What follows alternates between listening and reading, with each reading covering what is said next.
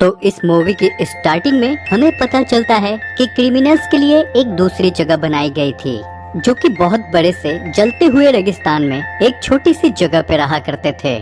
इनमें से जो भी क्रिमिनल बगावत करने की कोशिश करता उसे बैड बैचर्स कहा जाता है और उनके बॉडी पे एक नंबर भी लिख दिया जाता है ताकि उन्हें पहचाना जा सके। यहाँ पे हमें ये भी पता चलता है कि यहाँ के लोगों को दो भाग में डिवाइड किया गया था।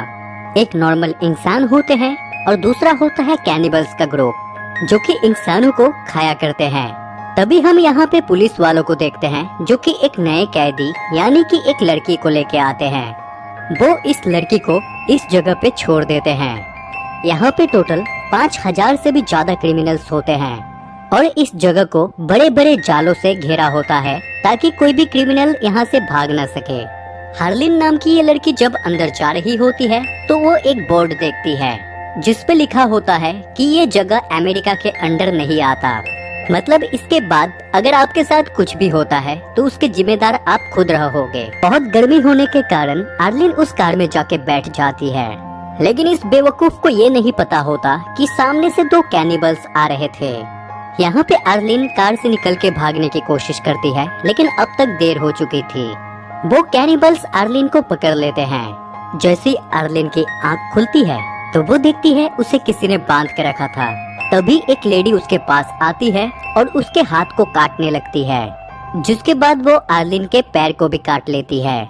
क्योंकि ये कैनिबल्स का ग्रुप था और ये लोग इंसानों को खाया करते थे, क्योंकि इस रेगिस्तान में खाने की चीजें बहुत कम मिलती थी। लेकिन दूसरे ग्रुप के लोग खुश होते हैं, उन्हें इंसानों को खाने की जरूरत नहीं पड़ती। कैनिबल ग्रुप को हम देख पाते हैं जो कि बहुत ही ज्यादा फिट होते हैं, क्योंकि वो इंसानों को खाया करते थे। यहीं पे इन कैनिबल्स ने कई सारे इंसानों को कैदी बना के रखा होता है। किसी का उन्होंने हाथ खा लिया था तो किसी के पैर गायब कर दिए थे और अब इन्होंने आर्लिन को भी पकड़ लिया था। आर्लिन यहाँ पे समझ चुकी थी कि उसका बचना इम्पॉसिबल है, लेकिन तभी उसे एक आइडिया आता है। वो अपनी पॉटी को अपने पूरे बॉडी में लगा लेती है। दूसरे दिन हम देखते हैं जैसे ही वो कैनिबल औरत आर्लिन के पास आती है तो आर्लिन का प्लान काम कर जाता है, क्योंकि वो औरत आर्लिन को आजाद कर देती है और उसे अपने साथ जानवरों की तरह घसीट के ले जाती है। आर्लिन को एक जगह पे रख के वो पानी लाने के लिए जाती है। तभी आर्लिन मौके का फायदा उठा के एक लोहे का रॉड छुपा लेती है।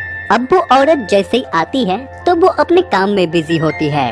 आर्लिन अचानक से उस पे हमला करके उसे नीचे गिरा देती है, जिसके बाद वो बार बार उस कैनिबल औरत के सर पे मार के उसे पूरी तरह मार डालती है। आर्लिन अब यहाँ से भागने का प्लान करती है। तभी आर्लिन को एक स्केट बोर्ड मिलता है। अब एक पैर और हाथ न होने के कारण वो स्केट बोर्ड पे लेट जाती है और जैसे तैसे इस जगह से निकल जाती है। लेकिन धूप बहुत ज्यादा होने के कारण आर्लिन को बहुत जोरों से प्यास लगती है और आर्लिन रास्ते में ही बेहोश हो जाती है। तभी हम यहाँ पे एक बूढ़े इंसान को आता देखते हैं। इस वजह से कैनिबल्स ने इसे नहीं मारा था। वो आर्लिन को एक ट्रॉली पे बैठा के अपने साथ बहुत दूर तक ले जाता है। यहाँ पे हम देखते हैं कि वो आदमी आर्लिन को कंफर्ट जोन में ले आता है और उसे यहाँ पे रख के यहाँ से चला जाता है।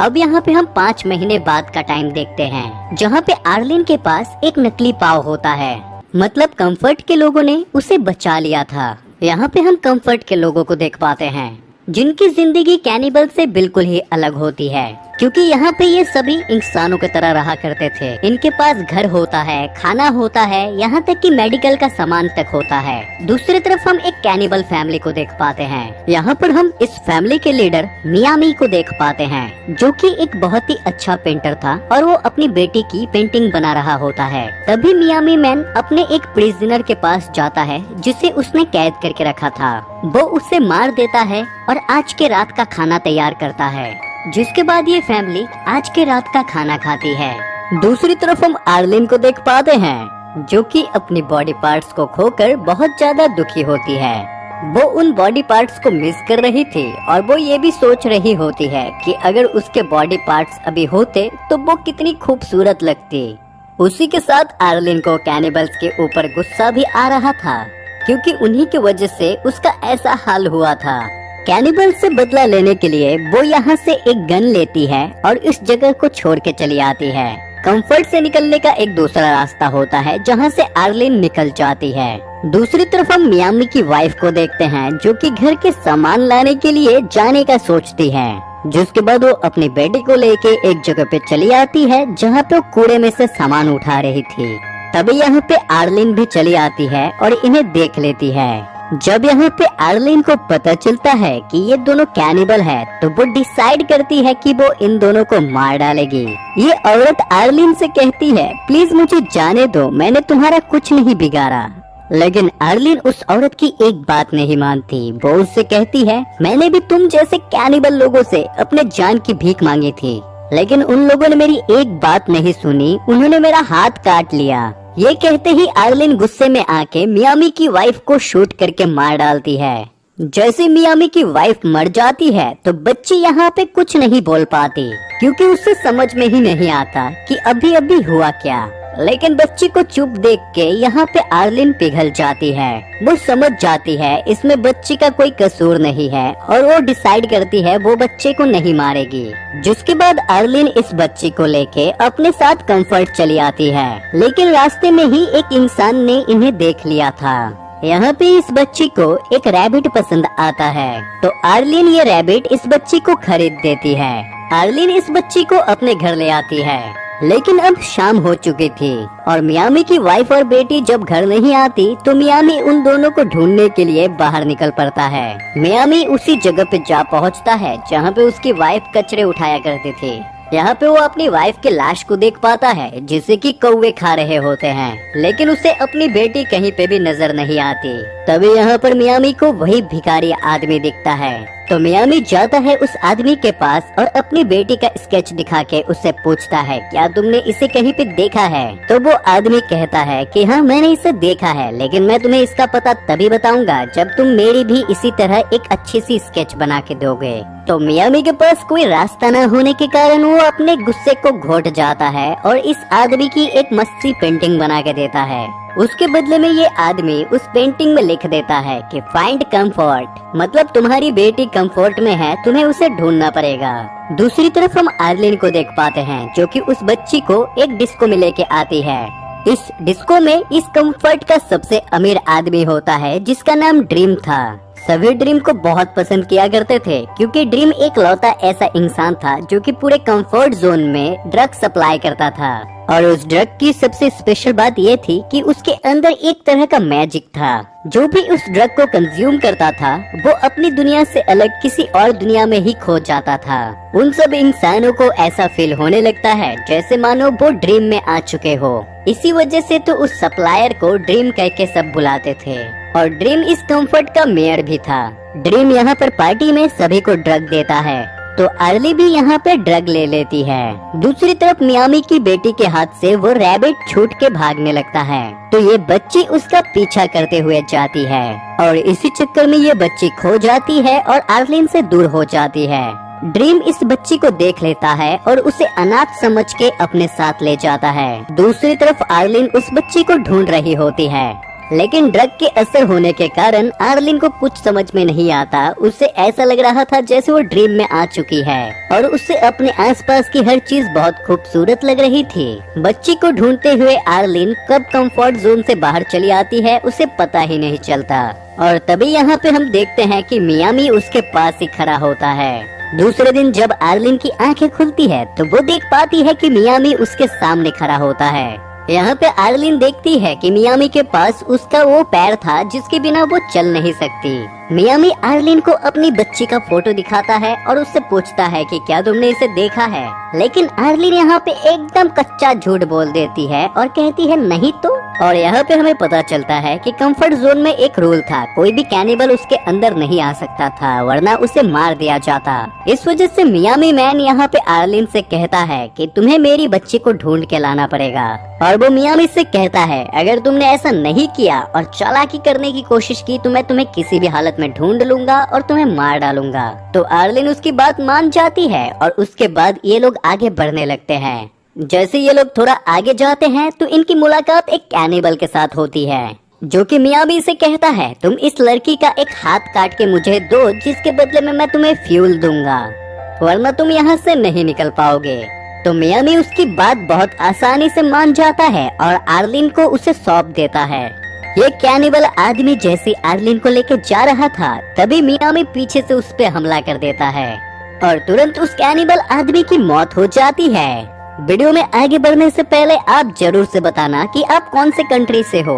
देखते हैं कि कहां-कहां के लोग हमारे वीडियोस को देखा करते हैं। अब इसके बाद हम देखते हैं कि मियामी इस आदमी का सारा सामान ले लेता है और यहाँ तक कि उसका एक हाथ काट के भी अपने साथ ले जाता है। ये लोग कंफर्ट के लिए आगे जा रहे होते हैं, लेकिन तभी रास्ते में एक बहुत बड़ा तूफान आ जाता है, तो इन लोगों को वहीं पे टेंट लगा के इंतजार करना पड़ता है और यहाँ पे इन लोगों को रात हो जाती है। तो डिनर करने के लिए मियामी उसी आदमी के हाथ को पकाने लगता है। आर्लिन यहाँ पे मियामी से पूछती है, आखिर तुम कैनिबल यानी कि बैड बैचर्स कैसे बन गए? तो मियामी यहाँ पे बताता है कि मैं बस 16 साल का था जब मैं अपने घर से भाग के अमेरिका चला आया, लेकिन अनऑथराइज्ड पर्सन होने के कारण मुझे इस जगह पे फेंक दिया गया। और बातों ही बातों में आर्लिन और मियामी की दोस्ती बढ़ने लगती है, लेकिन तभी अचानक कोई मियामी को गोली मार देता है और तभी यहाँ पे एक आदमी चला आता है जो कि आर्लिन को अपने साथ चलने का कहता है। आर्लिन अब सोच में पड़ जाती है कि उसे मियामी के साथ रुकना चाहिए या फिर इस आदमी के साथ जाना चाहिए। ये आदमी कंफर्ट जोन का था, इस वजह से आर्लिन डिसाइड करती है और उसके साथ कंफर्ट में वापस चली आती है। लेकिन कंफर्ट में आने के बाद आर्लिन को बिल्कुल भी अच्छा नहीं लग रहा होता, उसे कुछ तो कमी लग रही थी। वो उस टाइम को याद करने लगती है जब मियामी ने उसकी जान बचाई थी, उसका ख्याल रखा था और उस वक्त को जब वो दोनों एक साथ होते हैं। यहाँ पे आर्लिन को एहसास होता है कि वो मियामी को पसंद करती थी। वो डिसाइड करती है कि वो मियामी के साथ जाके रहेगी। इसी वजह से दूसरे दिन वो उसी जगह पे चली आती है जहाँ पे मियामी था, लेकिन अब मियामी यहाँ पे नहीं होता, बल्कि उसका बनाया हुआ एक पेंटिंग बुक यहाँ पे था। वो उस बुक को लेके वापस कंफर्ट में चली आती है। तभी हम उस अकेले आदमी को देख पाते हैं जिसे कई सारे कौवे डेजर्ट में उड़ते हुए दिखाई देते हैं। तो वो समझ जाता है कुछ न कुछ गड़बड़ है और वो सीधे उस जगह पे चला आता है। यहाँ पे वो देखता है कि मियामी बेहोश पड़ा है, तो वो मियामी की मदद करता है। आदमी एक कौवे को भी पकड़ लेता है और उस कौवे का सूप बना के मियामी को खिलाता है। दूसरी तरफ आर्लिन मियामी के स्केचेस को देख रही होती है, जिसमें हालांकि कई सारे स्केचेस बने होते हैं, लेकिन उनमें से एक स्केच मियामी के बेटी का भी था। आर्लिन डिसाइड करती है कि चाहे जो भी हो जाए वो मियामी की बेटी को ढूंढ के रहेगी। मियामी उस पिक्चर को लेकर जाती है और कंफर्ट के कई सारे लोगों से पूछती है, लेकिन किसी को भी उसके बेटी के बारे में नहीं पता होता। आर्लिन एक जगह पे थक के बैठ जाती है, तभी वो देखती है कि ड्रीम के घर से कई सारे लोग निकल के जा रहे होते हैं। उन्हीं में से एक औरत के साथ मियामी की बेटी भी होती है और यहाँ पे हम ये जान पाते हैं कि ड्रीम ने मियामी की बेटी को अडॉप्ट कर लिया था क्योंकि उसकी खुद की कोई औलाद नहीं थी। तो यहाँ पे आर्लिन सोचती है कि वो तो उस बच्ची को कभी भी वापस नहीं ला पाएगी, क्योंकि ड्रीम बहुत ज्यादा पावरफुल है और उसके पास सारी अथॉरिटी है और वो ऐसा कभी नहीं होने देगा। जिसके बाद आर्लिन ड्रीम के पास पहुंच जाती है, जहाँ पे कई सारी लेडीज ड्रग्स बना रही होती है। ड्रीम यहाँ पे बताता है कि आज मैं जो भी हूँ सब इन ड्रग्स के वजह से हूँ। तो आर्लिन यहाँ पे कहती है कि मैं भी इन सब के साथ यहाँ पे काम करना चाहती हूँ, जिस बात पे ड्रीम मान जाता है। यहाँ पे आर्लिन वॉशरूम का बहाना करती है, तो वही प्रेग्नेंट लेडी उसे वॉशरूम लेके जाती है, लेकिन तभी आर्लिन अपने पैरों के अंदर से बंदूक निकाल लेती है और उस लेडी को प्रिजनर बना लेती है। आर्लिन इस लेडी को लेकर ड्रीम के पास जाती है और उससे कहती है कि अगर तुम उस बच्ची को छोड़ दोगे तो मैं भी तुम्हारी वाइफ को छोड़ दूंगी। हालांकि ये औरत ड्रीम की पत्नी थी, इस वजह से ड्रीम को उसकी बात माननी पड़ती है।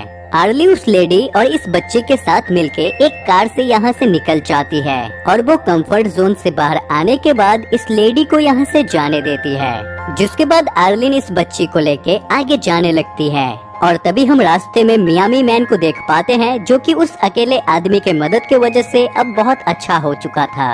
यहाँ पे आर्लिन इस बच्ची को मियामी मैन के हवाले कर देती है, जिससे मियामी बहुत खुश हो जाता है। आर्लिन मियामी से कहती है कि तुम मुझे भी अपने साथ ले चलो, लेकिन मियामी यहाँ पे कहता है कि बिल्कुल ऐसा नहीं हो सकता, क्योंकि तुम एक मामूली लड़की हो और हम सभी कैनिबल्स हैं। हमारे इलाके में कोई भी तुम्हें मार के खा जाएगा। तो आर्लिन कहती है मुझे कोई फर्क नहीं पड़ता कि तुम कैनिबल्स हो, मैं बस तुम्हारे साथ रहना चाहती हूँ। और यहाँ पे आर्लिन ये भी बता देती है कि वो मियामी को पसंद करती है। तभी मियामी की बेटी कहती है कि मुझे भूख लगी है। तो यहाँ पे एक दफा तो मेरे को ऐसा लगा कि यहाँ पे मियामी आर्लिन को मार के अपनी बेटी को खिला देगा, लेकिन यहाँ पे मियामी अपनी बेटी का खरगोश मार देता है और उसको पका के खिला देता है। और एट द एंड हम देखते हैं कि मियामी आर्लिन को भी एक्सेप्ट कर लेता है और ये तीनों हमेशा खुशी खुशी रहने लगते हैं। और यहीं पे इस मूवी की भी एंडिंग हो